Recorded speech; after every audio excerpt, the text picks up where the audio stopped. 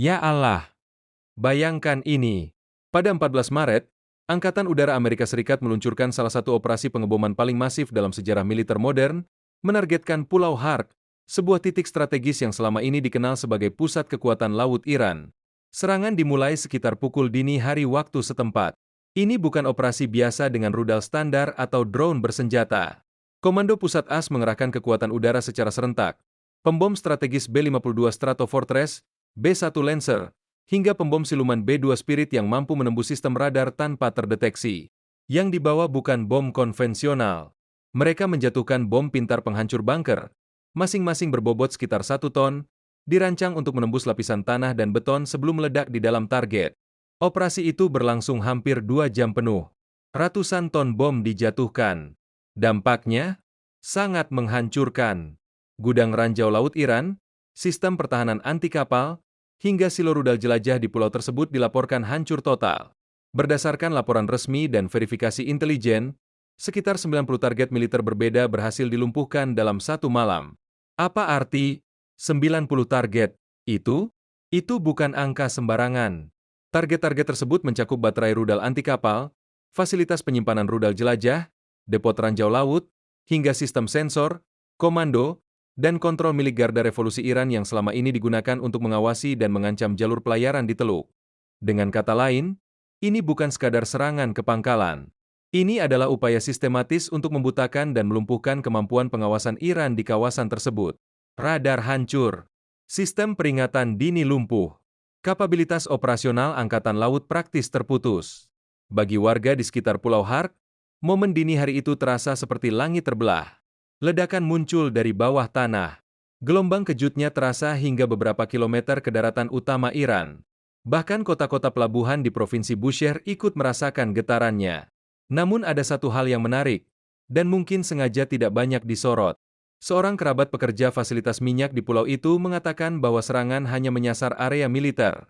Dermaga militer diserang, tapi terminal minyak dan fasilitas sipil tetap utuh. Disinilah letak strateginya. Amerika menghancurkan aset militer bernilai miliaran dolar, tetapi dengan sengaja tidak menyentuh infrastruktur ekonomi utama. Kenapa? Karena Pulau Hark bukan sekadar pangkalan militer. Ini adalah jantung ekonomi Iran. Sekitar 90% ekspor minyak Iran melewati pulau kecil ini.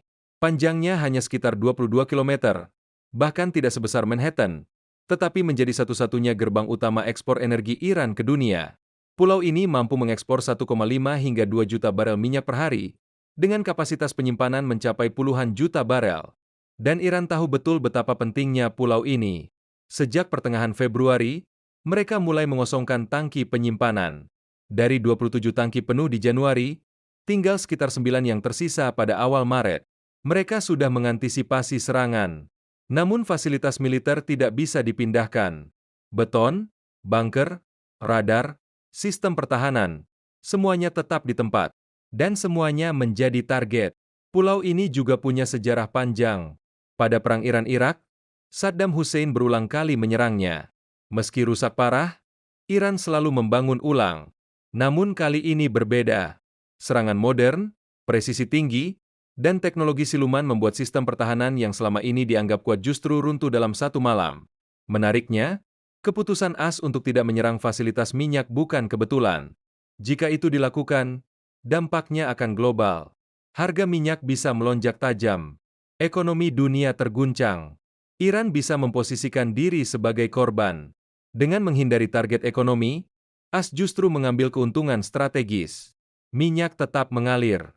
Pasar tetap stabil. Tapi Iran kehilangan wajah militernya. Dan itu pukulan besar. Namun cerita tidak berhenti di sana. Beberapa jam setelah serangan, Iran merespons. Tapi bukan dengan menyerang balik AS secara langsung. Sebaliknya, mereka mengancam Uni Emirat Arab. Garda Revolusi menyatakan bahwa semua lokasi di UEA yang menampung pasukan AS adalah target sah. Bahkan warga sipil diminta menjauhi pelabuhan dan area tertentu. Apa artinya? Iran tidak mampu membalas secara langsung, jadi mereka mengalihkan tekanan ke target yang lebih dekat dan lebih rentan. Ini mengubah sifat konflik. Dari konfrontasi militer langsung menjadi tekanan tidak langsung melalui pihak ketiga. Dan itu jauh lebih berbahaya. Jika Iran benar-benar menyerang pelabuhan UEA atau kapal dagang, dampaknya akan global.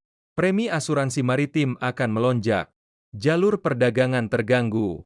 Harga barang naik di seluruh dunia. Ironisnya, negara seperti China dan India, yang juga bergantung pada jalur tersebut, akan ikut terdampak.